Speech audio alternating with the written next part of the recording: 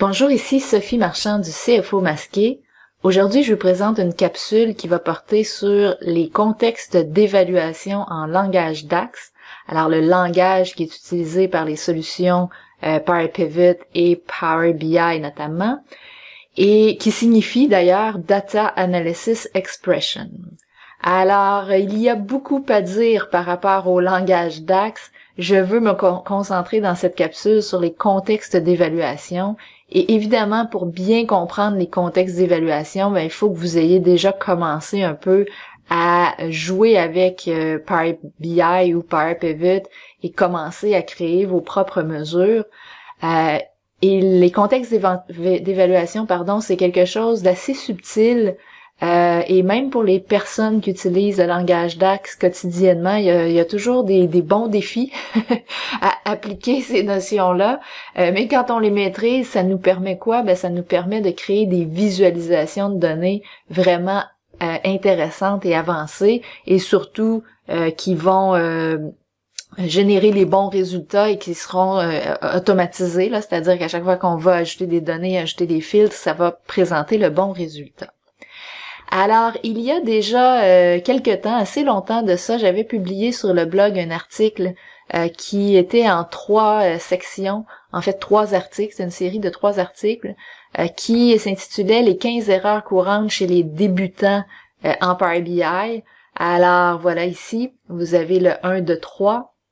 Et c'est donc 15 erreurs que je vois fréquemment et qui va, dans certains cas, freiner l'ardeur des gens à un point que certains arrêtent d'utiliser Power BI, alors que s'ils avaient quelques notions, notamment au sujet du langage DAX et des contextes d'évaluation, probablement qu'ils pourraient passer à l'étape suivante et avoir beaucoup de plaisir donc avec le DAX. Et malgré tout, ce que je vais faire aujourd'hui, c'est que je vais débuter par vous montrer le genre d'erreurs qu'on voit, et c'est des erreurs qui, de toute évidence, émanent du fait que la personne ne comprend pas bien les contextes d'évaluation. Alors, on va partir de là, on va expliquer c'est quoi les contextes d'évaluation, et après ça, on va se mettre au défi avec 3 exemples supplémentaires. Alors, 3 premiers exemples pour débuter qui sont tirés de cet article, et par la suite 3 exemples plus avancés après qu'on ait vu ensemble la théorie. Un des problèmes principaux en langage DAX, c'est que les gens s'attendent à ce que ça fonctionne pareil comme dans Excel, notamment parce qu'il y a des fonctions de Excel et de DAX qui sont identiques. Mais ça fonctionne pas du tout de la même façon, parce que dans Excel, on fait référence à des cellules, alors que en Power BI, en Power Pivot, on fait référence à des tables et à des colonnes. Alors déjà là, c'est très différent. Le langage DAX va être beaucoup plus évolué donc à ce niveau-là pour nous permettre de générer les résultats escomptés. Ce que j'aime dire aux gens, c'est imaginez-vous que quand vous placez dans Excel des éléments en valeurs et dans les étiquettes de lignes, les étiquettes de colonnes, vous voyez toujours ces valeurs-là se recalculer par le tableau croisé dynamique, et ça c'est de la magie, mais il y a quelqu'un en arrière de ça qui a programmé le tout pour que ça fasse cette magie-là, et maintenant dans Power BI, dans Power Pivot, c'est vous qui devez créer la magie, et on va donc introduire ce concept qui vous permettra d'être magicien à votre tour par la suite. Une chose importante aussi, une dernière chose importante, puis on va le voir en détail plus tard, c'est qu'il faut toujours travailler avec des données bien normalisées et des modèles de données vraiment optimales, des modèles en étoile ou un dérivé de modèle en étoile, sinon ça va être difficile d'arriver à un bon résultat. Alors, on va commencer dans quelques instants avec un premier exemple d'erreur courante.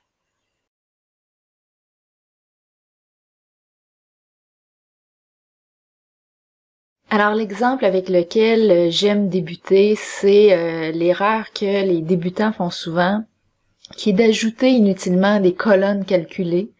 Alors, dans un second exemple, à la fin, on va voir comment éviter d'ajouter des colonnes et de directement utiliser une mesure, parce que on veut donc des modèles plus performants. Mais dans tous les cas, si l'individu passe par des colonnes calculées, ça peut aller jusqu'à un certain point si la méthode d'agrégation des données est la bonne. Alors par défaut, une colonne numérique va s'agréger selon la somme, mais on pourrait aussi changer la façon d'agréger la donnée, la moyenne, le nombre, le compte, le maximum, le minimum. Mais dans tous les cas, il y a des calculs qu'on peut pas faire directement dans des colonnes, parce que ça ne fera plus de sens d'un point de vue du visuel. Je m'explique. En ce moment, dans cette table de données-là, en fait, si je vous montre d'abord le modèle de données, j'ai un modèle de données en étoile conventionnelle avec mes ventes au centre. Donc ça, c'est la table avec toutes les transactions de vente. Et tout autour, j'ai des dimensions pour analyser ces ventes-là, donc les canaux, les clients, les représentants, etc.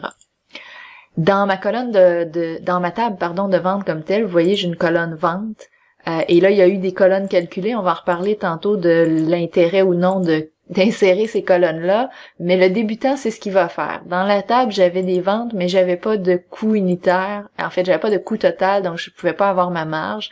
Alors souvent, ce que le débutant va faire, c'est qu'il va trouver un moyen d'aller chercher le coût unitaire, dans ce cas-ci, recalculer le coût total, et il va se faire une différence donc entre les ventes et le coût total pour obtenir la marge dans une colonne. Et quand il va faire ça, il va faire un tableau croisé dynamique, tout va fonctionner, et là, c'est la prochaine étape qui va être une erreur, c'est la suivante. Il va se dire, tant qu'à faire, ce que j'aimerais analyser, c'est aussi les marges en pourcentage des ventes, qui est une mesure que l'on souhaite souvent regarder. Et il va pour ça créer une nouvelle colonne. Et c'est là que les problèmes vont commencer. Alors, je vais juste m'installer ici. Ce que l'individu veut faire, donc, c'est un ratio qui serait les marges divisées par les ventes. Alors, vente comme ça ici. On aurait pu aussi, évidemment, utiliser la fonction divide. Dans ce cas-ci, je vais juste faire une division pour que ce soit plus rapide. Et donc, ce qu'on va observer, c'est qu'on va effectivement avoir un ratio qui représente les marges en pourcentage des ventes. On pourra le formater là du côté de notre tableau croisé dynamique. Par contre, regardez bien la problématique. Je suis satisfait, mais je vais me créer un autre tableau ici. Je me crée un tableau croisé dynamique basé sur mon modèle de données dans la feuille existante. Parfait. Ce que je veux voir, donc, je vais essayer de reproduire ceci, par exemple. Je veux regarder les ventes, je veux regarder les marges et les marges en pourcentage par, ça c'est des canaux de vente, donc par canaux de vente. Ils sont pas dans le même sens, là, mais pour l'instant, regardons juste qu'est-ce que ça donne. Là, vous allez voir des choses étranges, n'est-ce pas? Qu'est-ce qui s'est passé?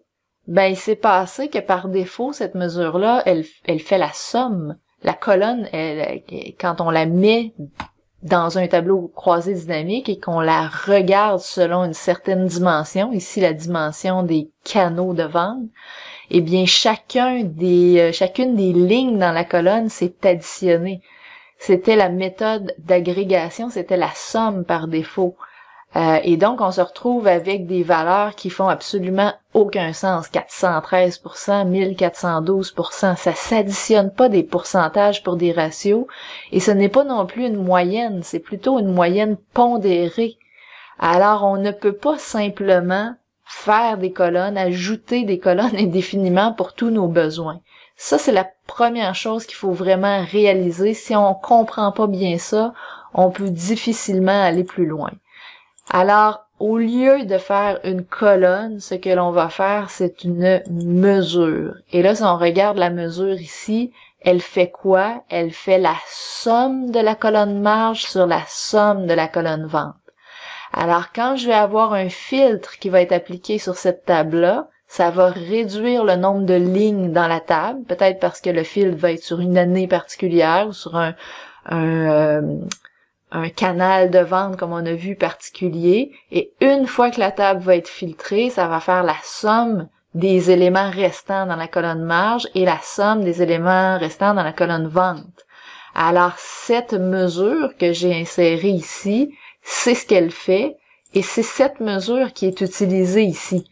Alors, vous voyez bien que cette fois-ci, ça fonctionne. Et là, j'ai par canot, mais si j'ajoutais n'importe quelle dimension supplémentaire, on va regarder par exemple par produit, on va dire numéro de SKU. Bien évidemment, si je choisis un numéro de SKU, si vous regardez juste ici dans le tableau en vert, ben ça va s'ajuster correctement. Alors déjà, c'est une première chose à maîtriser. Il faut absolument faire la différence entre une colonne calculée et une mesure, et je vais vous en dire davantage sur cette différence-là dans quelques instants.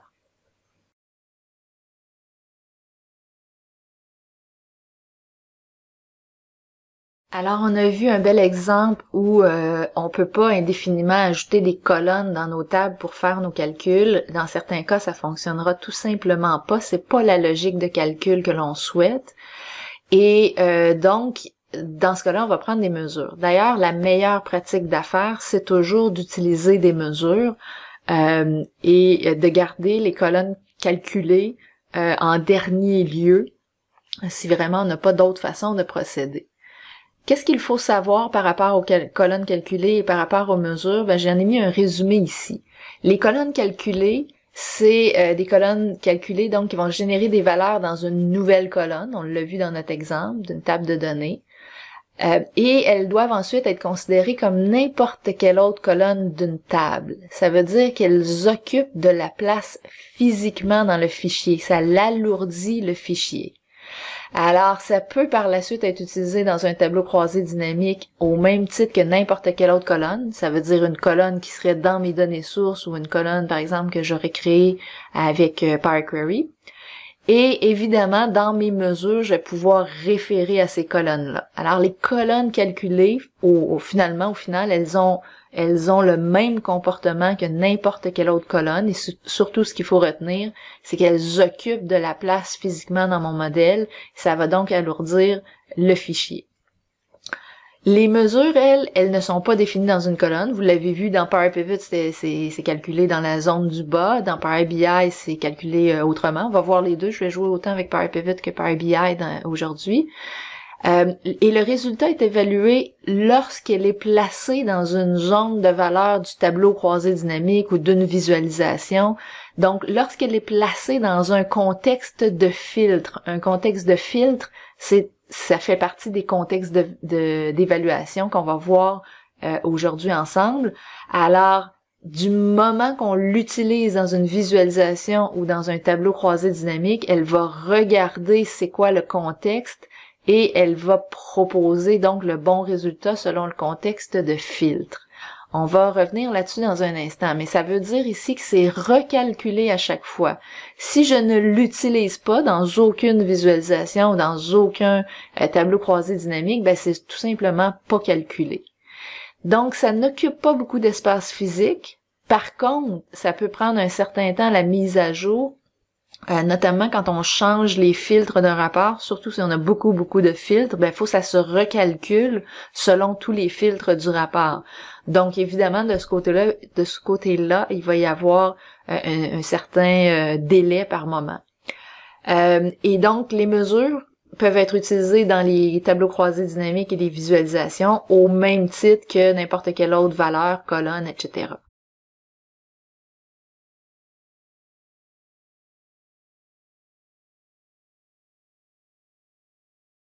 Alors, une autre problématique concernant les colonnes calculées, c'est que les gens vont faire des calculs directement dans la source de données. Alors, il n'est pas rare que je suis allée former des gens en Power BI qui me disaient, nous, on a tout préparé les données, on est vraiment prêts, il reste juste à apprendre à utiliser les visualisations de données dans Power BI et dans leur tête, ils avaient une journée de formation et leur rapport était fait. Et là, je me mets à regarder leurs fameuses données qu'ils ont tant travaillées et ils ont tout fait les calculs dans le fichier, comme par exemple ici, c'était un cas où c'était une firme comptable finalement qui calculait des taux de rotation ici, des stocks par client, puis il y avait des données sur plusieurs années, donc plusieurs clients, plusieurs années. Et le calcul était fait dans la source comme ça ici. Alors, c'est la même problématique que tantôt. Ça ici, c'est des ratios. Je peux pas simplement... En fait, je pourrais faire une moyenne de ratios puis dire en moyenne, le ratio de rotation des stocks du client A est telle et telle valeur, ou en moyenne, en 2017, le taux de rotation des stocks était de tant. Mais je pourrais pas, par exemple, faire des visualisations où je veux comparer mon client versus les clients du même secteur cette année-là, ou versus les clients du même secteur sur toutes les années. Ce genre de calcul-là doit nécessairement venir de mesures. Et donc, par exemple, ici, je sélectionne un client, puis ce qu'on voit, c'est en fait, on voit pas, j'aurais cliqué, c'est le taux de rotation des stocks du client versus le secteur. Alors, là, j'ai un petit délai avec le projecteur. On va le laisser calculer. Donc, il n'y a rien de sélectionné. Je vais recliquer sur A. Je suis désolée, là, c'est à cause de l'enregistreur. Ça va prendre un petit délai. Voilà. Donc, vous voyez, je peux cliquer donc sur un segment. Ici, c'est un nom de client. Et je vais toujours voir donc le client, son ratio à lui versus le secteur. Mais pour faire ça, j'ai pas simplement mis une colonne et pensé que la visualisation serait simple à faire. Il a fallu procéder par étapes.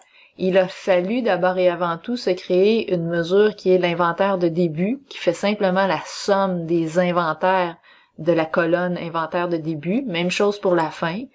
Il a fallu aussi me faire une mesure d'inventaire moyen. Donc ça, c'est 3 mesures différentes. Et par la suite, j'ai pu faire un taux de rotation des inventaires, donc une mesure qui divise les coûts des marchandises vendues, qu'on n'a pas regardé, mais qui était aussi la somme de la colonne coût des marchandises vendues. Donc, divise cette mesure par inventaire moyen. Et finalement, j'ai pu faire aussi un taux de rotation des... En fait, c'est lequel que j'utilise ici? Donc, j'ai pu faire un taux de rotation des inventaires par année et pour le total des clients. Alors, pour pouvoir faire ça, j'utilise une fonction all, notamment, et on va la voir dans quelques instants. Mais ça va donc chercher l'ensemble de ma base de clients. Ça calcule le taux de rotation, donc, pour tous ces clients-là. Et le taux de rotation inventaire ici, lui, il est filtré pour le client en question. Alors, c'est ce qui me permet de dessiner cette visualisation-là. Et là, sans trop vous mettre dans les explications, je suis en train de parler de contexte d'évaluation, parce que si vous comprenez bien, la première mesure ici, elle est filtrée, elle réagit au filtre de client, mais la deuxième, elle ne réagit pas au filtre de client, et c'est la raison pour laquelle on peut faire les comparaisons dans notre visualisation. Alors ça, c'est un deuxième exemple qui devrait commencer à vous faire réfléchir à la façon de fournir vos données et à la façon dont vous travaillez avec le DAX, les colonnes versus les mesures.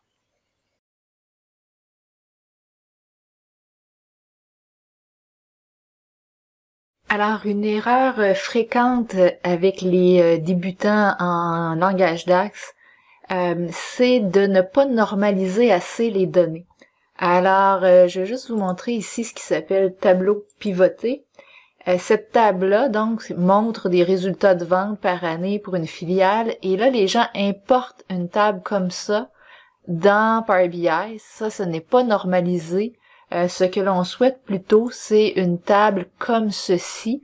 Alors, on veut d'abord et avant tout dépivoter les colonnes dans Power Query. Alors, Power Query le fait aisément. Et il faut pas rester avec la mentalité du fichier Excel. Et c'est là la grande problématique. Alors, il y a 2 choses que j'ai vues fréquemment.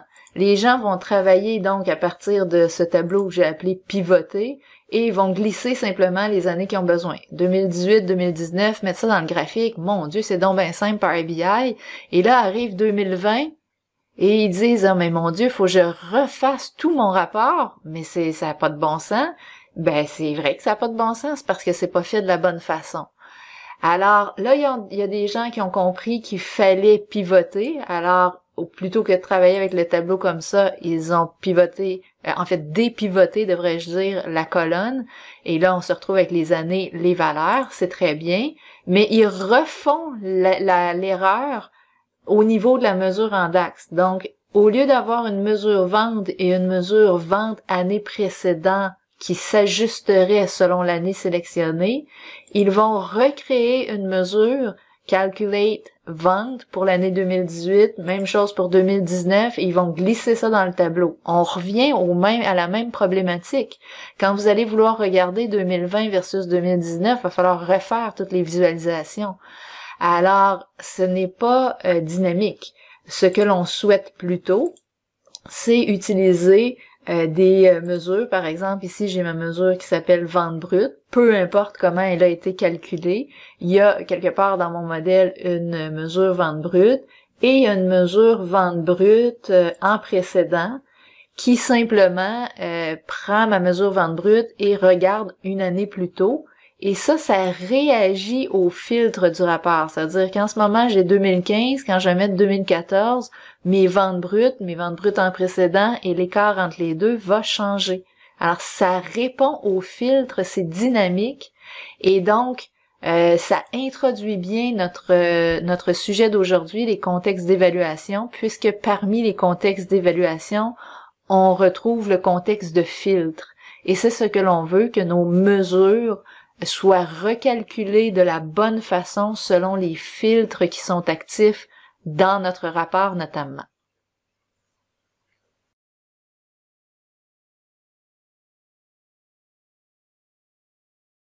Alors, j'ai mentionné plutôt que pour bien maîtriser le langage DAX et pour bien comprendre les contextes d'évaluation, il faut d'abord et avant tout savoir bien normaliser nos données et bien les modéliser.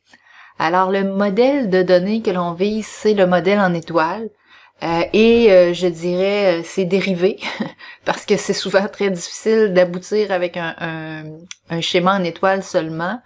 Mais l'idée, c'est donc de placer au centre notre table de faits, dans le cas où on n'en aurait qu'une, mais évidemment, vous verrez éventuellement qu'il est possible d'utiliser plus qu'une table, mais tenons-nous-en à la théorie de base. Il faudrait donc mettre notre table de faits au centre. Notre table de faits, c'est quoi?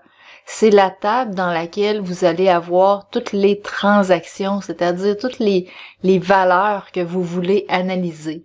De la même façon que, par exemple, dans un tableau croisé dynamique, ce que vous voulez analyser, vous le glissez dans la section valeurs. Alors, c'est la table qui va avoir le plus de lignes parce que c'est la table transactionnelle. Et ce qu'on veut dans cette table-là, c'est mettre le moins de colonnes possible parce que c'est un outil de compression en colonnes. Alors, moins on va avoir de colonnes, mieux c'est. Et aussi, le type de données qui se compresse le mieux, c'est des valeurs, c'est du numérique. Par exemple, des nombres entiers vont se compresser excessivement bien, des nombres décimaux un petit peu moins bien, mais encore très bien, du texte pas mal moins bien, du grand texte pas mal moins bien. Alors, ce qu'on veut faire, c'est essayer de laisser dans la table juste les numéros, par exemple, qui vont servir à faire des liaisons entre les tables, et éventuellement les valeurs à analyser. Donc, vous voyez ici, j'ai date, numéro de client, numéro de SKU, etc. Tout ce qui est en grisé, ce sont des champs qui m'ont servi à faire des relations avec des tables externes. Ils sont grisés parce que je les ai masqués. Et donc, au final, je me retrouve avec seulement 2 colonnes dans lesquelles il y a les quantités, par exemple, et les ventes. Alors, c'est vraiment ce que je souhaite retenir dans ma table. Ça fait quoi? Ça fait en sorte que quand je fais une liaison, par exemple sur mon champ date, sur mon champ de numéro de consultant, de numéro de canal, de numéro de partenaire, de numéro de SKU ou de numéro de représentant ou de client, eh bien, ce que je me trouve à faire, c'est à pousser dans ces tables-là qu'on appelle les tables de dimension, toutes les informations qui seraient justement du long texte et des informations que si elles revenaient sur chacune des lignes de la table transactionnelle, ce serait très peu performant. Alors ça, c'est la première chose à faire et on va constater que dans un modèle en étoile traditionnel, On a un 1 ici du côté des tables de dimension, une étoile du côté des tables de faits. C'est ce qu'on appelle les relations 1 à plusieurs ou plusieurs à 1, dépendamment de comment vous le regardez. Mais dans tous les cas, il est important aussi de regarder le sens. Donc, vous voyez que la flèche pointe comme ça ici. Qu'est-ce que ça signifie? Remarquez, donc, toutes les tables de dimension 1, 1 et les connexions se fait avec une étoile. Alors, ça veut dire que du moment qu'il va y avoir un élément de filtré dans chacune de ces tables-là, ça va venir filtrer les lignes de la table de faits en conséquence. Alors, quand on fait du DAX, on va se trouver à avoir des filtres éventuellement dans notre rapport qui vont venir filtrer la table ici de faits, mais on va aussi avoir des fonctions qui vont venir opérer sur les filtres. Alors, c'est très important de comprendre à la base ce comportement-là, de dire si je me crée un segment avec les consultants, les canaux ou les partenaires dans mon rapport, du moment que quelqu'un va faire une sélection, ça va venir apposer le filtre sur ma table de faits et donc réduire en conséquence le nombre de lignes. Une fois que ça c'est bien compris, il faut savoir que chaque expression DAX est évaluée selon un contexte qu'on appelle le contexte d'évaluation. Et en fait, il y a plus précisément un contexte d'évaluation implicite. Et ça, c'est tous les filtres qu'on va retrouver dans le rapport ou dans les visualisations, mais c'est des éléments qui font partie du rapport. Et il y a ensuite le contexte d'évaluation explicite qui, lui, est introduit par le langage DAX. Alors, on aura le contexte de filtre et le contexte de ligne. Alors, quand on parle de contexte d'évaluation, c'est de tout ça qu'on parle ici, et c'est ce qui rend ça un petit peu plus difficile, c'est qu'il faut saisir ces différents contextes et en tenir compte quand on écrit nos mesures. Alors, le contexte d'évaluation implicite, les filtres du rapport, ça c'est ce que tout le monde comprend bien généralement. Alors, c'est tous les filtres qui sont apposés au modèle de données avant de faire l'évaluation de l'expression. L'expression demeure la même, mais elle est adaptée au contexte de filtre et produit donc des résultats différents à chaque fois. Lorsqu'on parle de filtre, on peut penser aux dimensions utilisées dans les lignes ou les colonnes d'un tableau croisé dynamique ou d'une visualisation, ainsi que les filtres comme tels et les différents segments. Alors, ce qui arrive, c'est que chacune des cellules, elle va être évaluée selon tous les filtres qui lui sont apposés, alors à la croisée des filtres, selon l'expression de base. Par exemple, si je mettais ici dans mon champ de valeur les ventes, dans ma visualisation ici, en matrice, et là je mets dans les lignes les canaux, dans les colonnes, les années, ben si vous remarquez, c'est une seule mesure que j'ai là. Pourtant, ça fournit des résultats différents à chaque fois. Ce qui est important de comprendre, c'est qu'ici, elle est évaluée selon le contexte d'évaluation implicite, donc le filtre de l'année qui est 2013, le filtre du canot qui est partenaire. Ce qu'il faut aussi comprendre et que les usagers débutants ne comprennent pas, c'est que le 13 millions ici, ce n'est pas la somme des chiffres en haut. Évidemment, si vous regardez le total ici, ça fait la somme, mais ce n'est pas comme ça que la valeur est générée. La valeur, elle est générée en prenant la mesure vente et en apposant un filtre sur l'année 2013. Et ici, quand elle regarde total, ça veut dire qu'il n'y a aucun filtre dans les canaux. Alors, elle n'est pas, comme dans Excel, en train de faire l'addition des cellules au-dessus. Elle est en train d'appliquer les filtres du rapport et il y a seulement un filtre sur l'année et c'est l'année 2013, c'est tout. Alors, c'est comme ça qu'il faut interpréter le tout. Donc ça, c'est le contexte d'évaluation implicite. Le contexte d'évaluation explicite introduit par le langage DAX, c'est là que ça se corse un peu. Alors, en plus du contexte de filtre implicite qui existe toujours, il faut toujours regarder, en fait, la mesure DAX va toujours être exprimée selon les filtres du rapport. Il pourrait également exister un contexte de filtre explicite, comme je le disais, qui va être introduit par une fonction DAX. D'abord, précisons qu'un contexte de filtre définit un ensemble de lignes actives. C'est ce que je vous ai mentionné dans la table de faits dans mon modèle de données. Et certaines fonctions DAX agissent explicitement sur ce contexte de filtre-là. Alors, il y a certaines fonctions qui vont filtrer davantage le modèle de données.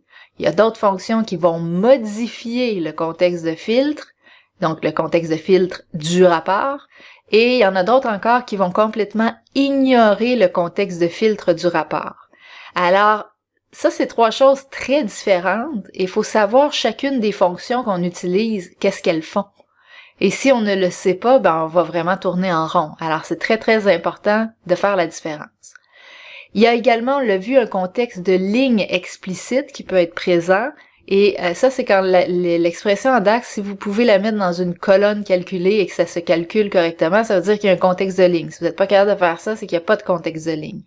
Alors, la formule, elle est calculée à ce moment-là pour toutes les lignes sans qu'on ait à mentionner sur quelle ligne il faut aller chercher l'information. Alors, ça se fait automatiquement.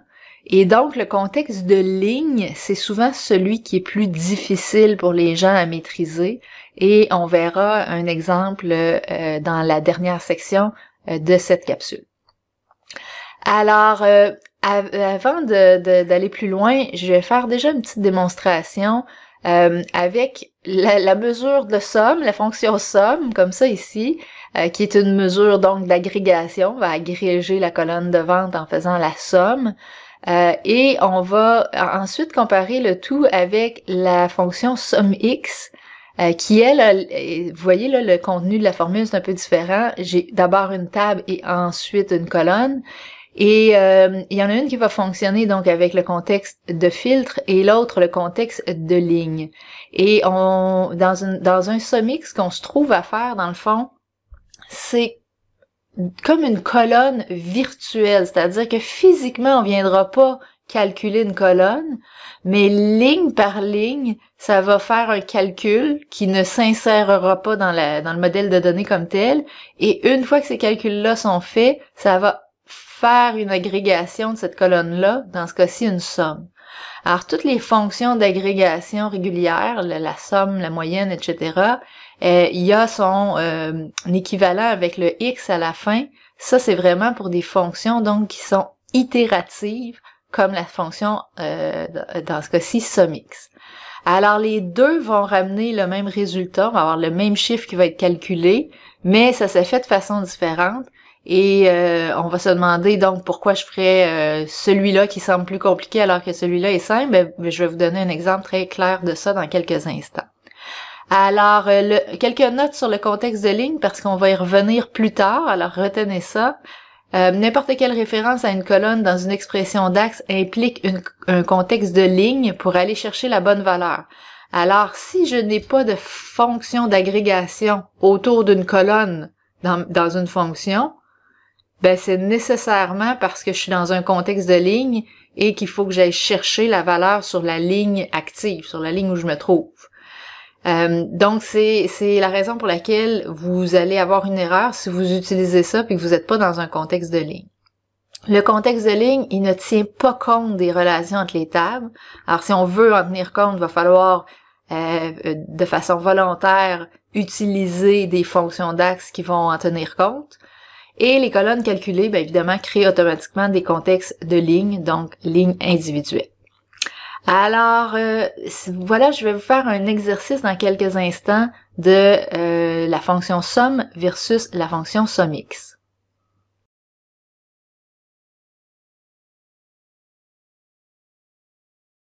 Alors, je vais vous faire dans quelques instants un exemple de SUM versus SUMX, mais juste avant d'aller plus loin, je vais vous poser quelques questions. Si je mettais dans une colonne calculée l'expression suivante, vente égale la somme de la colonne vente de ma table vente, est-ce que l'expression retournerait les ventes pour cette ligne, donc une valeur différente pour chaque ligne? Est-ce que l'expression retournerait le total des ventes pour toutes les lignes, donc la même valeur partout?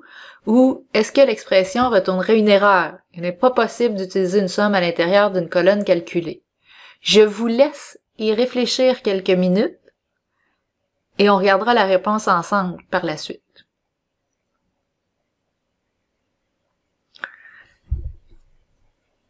Alors, je vous laisse vous faire une idée. Somme des ventes. Si je m'en viens dans une table dans laquelle j'ai, par exemple, mes ventes. Ben, en fait, on pourrait le faire, mais non, on va le faire ici. Et j'ajouterai, par exemple, une colonne calculée. Et je vais l'appeler colonne, là, parce qu'il y a tellement de champs nommés déjà. Vente, comme ça. Voilà. Ça donne la même valeur partout. Pourquoi est-ce que ça donne la même valeur partout? Ben, je suis pas dans un contexte de ligne ici. Je suis en train de faire la somme de la colonne vente de ma table de vente. Ben, évidemment, ce que ça me rapporte, c'est pas ajusté selon le contexte de ligne, donc c'est le total de toutes les ventes. Maintenant, si je mettais dans une mesure l'expression suivante, marge en dollars, c'est égal à vente moins coût, qu'est-ce qui se passerait? Est-ce que l'expression fonctionnerait correctement? Par contre, il faudrait valider le résultat dans un rapport. Est-ce que l'expression retournerait un message d'erreur? C'est pas possible d'écrire ça. Ou est-ce que l'expression pourrait être définie, mais va générer un message d'erreur lorsqu'elle va être utilisée dans une requête ou dans un tableau croisé dynamique? Je vous laisse réfléchir. Alors, une mesure cette fois-ci et non une colonne calculée. Alors, si je mets ça ici dans une mesure, ça va absolument créer une erreur parce que, regardez, je fais référence à une colonne, une valeur dans une colonne, mais il n'y a pas de fonction d'agrégation autour. Alors, comment est-ce que je pourrais savoir sur quelle ligne m'arrêter? Je fais référence à une colonne, mais je sais pas sur quelle ligne m'arrêter. Donc, soit je fais la somme de toute cette colonne-là ou la moyenne, donc je fais une agrégation quelconque, ou soit je place le tout dans un contexte de ligne, donc dans une colonne calculée. Mais si je mets ça dans une mesure, assurément, je vais avoir un message d'erreur.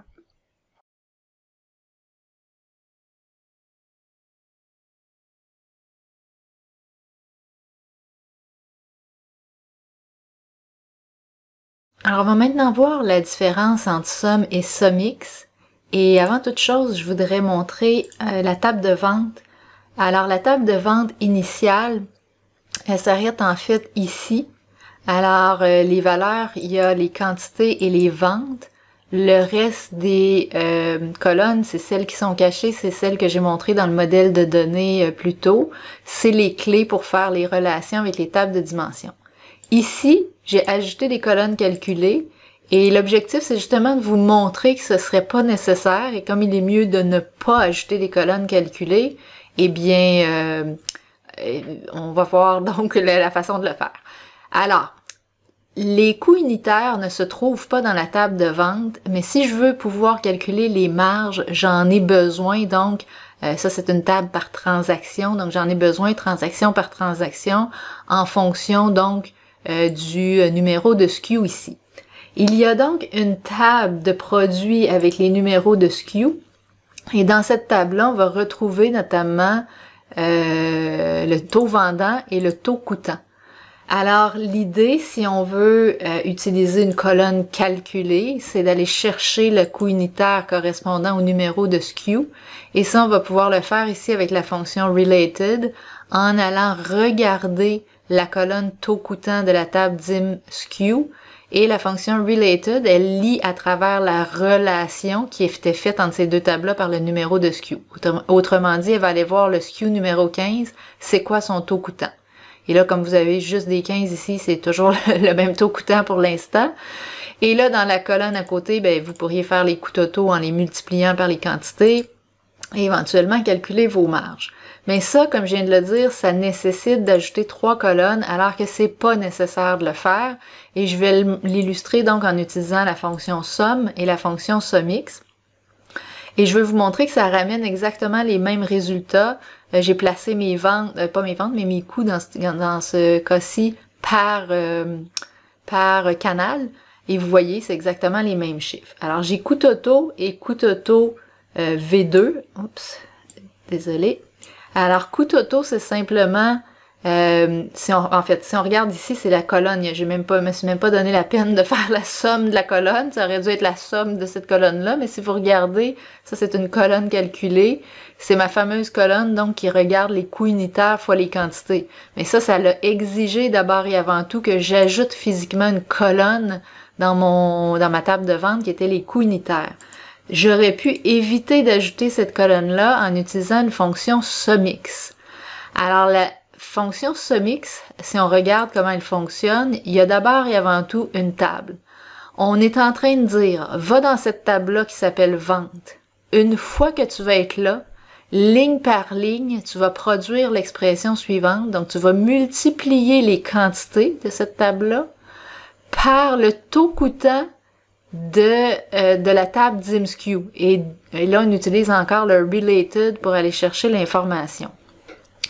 Alors, qu'est-ce que ça fait? C'est que ligne par ligne, ça va calculer dans une colonne artificielle ou virtuelle, appelez ça comme vous voulez, l'information. Et quand ça va avoir fini de produire l'information dans cette colonne-là, ça va faire la somme. C'est pour ça qu'on appelle ça une fonction itérative. Mais donc, physiquement, le taux coûtant, il est dans la table de DIMSCU, il reste là. On va simplement aller l'interroger au besoin. Ici, c'est le cas dans notre fonction SUMIX.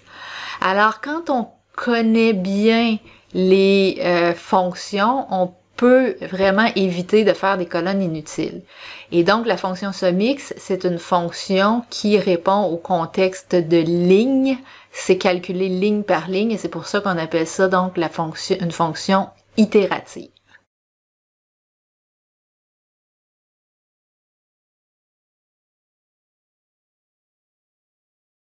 Alors avant d'aller plus loin avec notre avant-dernière démo, j'ai une question pour vous. Pourquoi vous pensez qu'on a utilisé la fonction related quand on est allé chercher les coûts unitaires dans la table de SKU depuis la table de vente? Alors, la réponse à cette question-là, on y a répondu juste un peu avant. Laissez-moi retrouver ici. On a dit le contexte de ligne ne tient pas compte des relations entre les tables. Alors, dans ma fonction itérative, je suis dans un contexte de ligne et je dois savoir, ça c'est des grands concepts, que ça ne tient pas compte des relations entre les tables. Alors, si moi, je veux que ça en tienne compte, parce que ce que je veux, c'est le taux coûtant, du produit en question sur cette ligne-là, eh bien, j'ai besoin d'une fonction pour aller explicitement chercher le contexte de ligne en question. Alors, c'est d'où le besoin là d'utiliser ici la fonction related. Dans le prochain exemple, c'est un exemple d'une question qui a été posée sur le forum et je trouve que ça illustre très bien l'incompréhension des contextes d'évaluation des gens en général. Alors, la dame, elle regarde ses données, un étudiant AM, PM, et je me souviens plus exactement de c'est quoi son test logique, on va aller le voir, mais au final, sa question, c'était j'ai dans mon tableau des 1 et ça ne fait pas la somme. Et la personne pose la question et je vais m'en souvenir longtemps, elle dit mais ma foi, Excel perd la tête. Mais Excel, il ne perd pas la tête. Excel, il fait exactement ce que l'on demande de faire. Alors, il ne fait pas la somme, comme j'ai déjà expliqué plus tôt. Il regarde plutôt à évaluer la mesure selon le contexte. Et ici, finalement, il n'y a pas de contexte, là, c'est le total général, il n'y a pas de filtre. Alors, allons regarder c'était quoi le calcul. J'ai un petit blanc de mémoire par rapport à ça. Alors, il y avait d'abord et avant tout la somme des 1 dans le AM et le PM. Alors, le 1, ça voulait dire présent, le 0, absent. Et ce qu'elle devait définir, c'est si en AM, ça égale 1 et PM, ça égale 1. Alors, finalement, on est en train de regarder quand l'étudiant est là toute la journée. Il va falloir mettre un 1. Et là, c'est là que c'est cette mesure-là que j'ai appelée erreur pour fin d'illustration qui ne fonctionne pas. Et ce qui fonctionne, c'est plutôt la formule suivante. Et je vais vous l'expliquer du côté du tableau croisé dynamique par la suite. L'idée, c'est de prendre une fonction itérative comme un SUMIX et de reprendre le même if. Mais on est dans le tableau 1, c'est mon tableau ici, j'ai juste un tableau dans cet exemple-là. Et là, ligne par ligne, on va aller dire si il y a un 1 en AM et un 1 en PM, mets un 1. Et à la toute fin, quand c'est fait, on va faire la somme de cette colonne-là virtuelle, invisible. Et donc, si vous vous souvenez, elle, ça ramenait 6 fois le 1. Et donc, moi, je fais la somme à la fin de tout ça, ça ramène un 6. En ne prenant pas la fonction SOMX qui fait le tout ligne par ligne, ce qu'elle se trouve à faire, cette dame-là, c'est de regarder selon le contexte de filtre s'il y a à la fois un en AM et en PM. Alors, si on revient dans notre contexte de rapport ici, quand je suis placé ici, c'est quoi mon contexte? J'ai pas d'étudiants, j'ai rien là. J'ai pas de contexte, c'est tous les étudiants. Alors, c'est normal que ça ramène rien ici. C'est en train de regarder pour tous les étudiants, finalement, si le AM est 1 et PM est 1. Alors, c'est normal que ça fasse pas la somme comme ça. Alors qu'ici, qu'est-ce que ça fait? Ben, c'est en train de dire, encore une fois, ligne par ligne, va mettre un 1 et à la fin, fait la somme. Alors évidemment, ici, j'ai le total, j'ai 6. Ici, c'est fait la somme, mais après ça, c'est filtré. Contexte de filtre implicite du rapport, c'est filtré sur C. Donc, évidemment, ça va ramener 1, même chose pour l'autre étudiant, et ainsi de suite.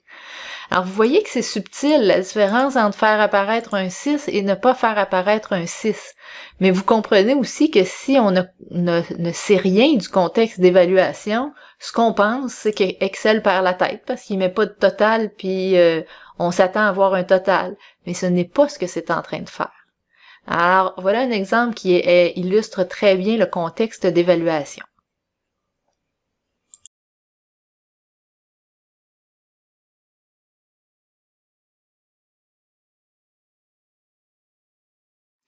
Alors, comme dernière démo, on va regarder la fonction ALL pour calculer des ratios. Alors, avant de regarder les fonctions, on va regarder ici les données.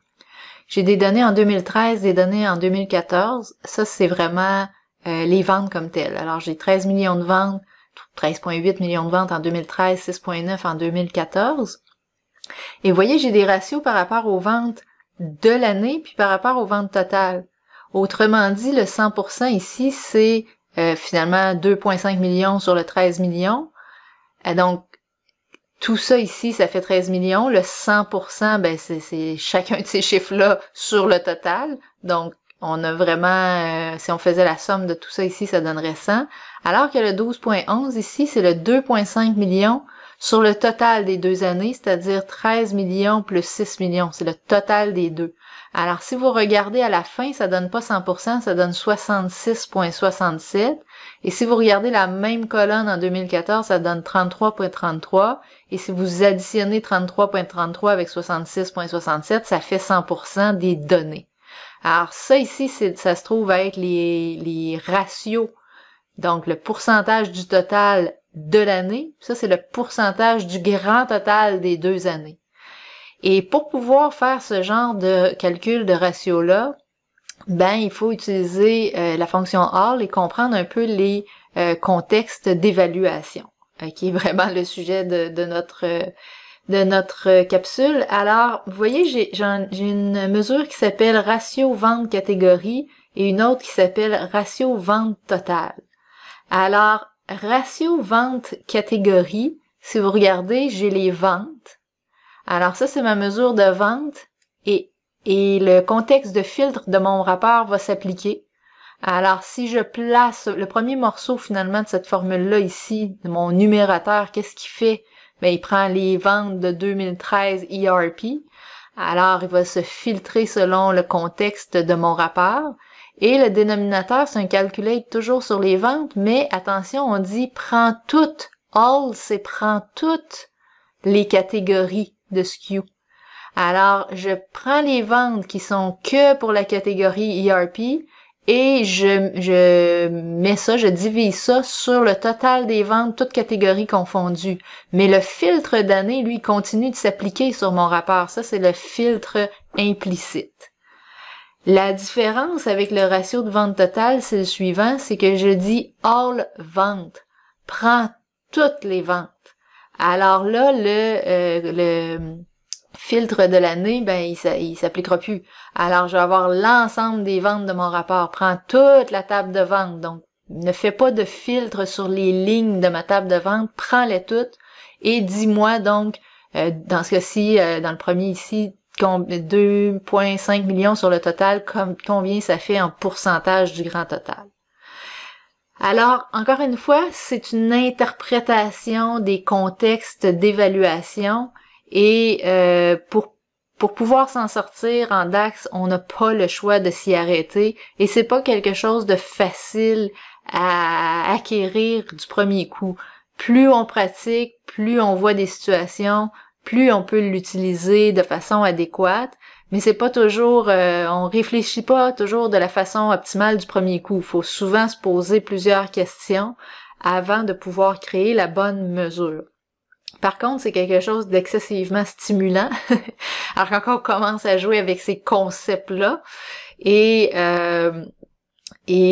voilà. Donc, une fois qu'on les maîtrise, ce qui est intéressant, c'est qu'on peut produire toutes les expressions possibles et imaginables et on peut donc créer des visualisations de données vraiment avancées.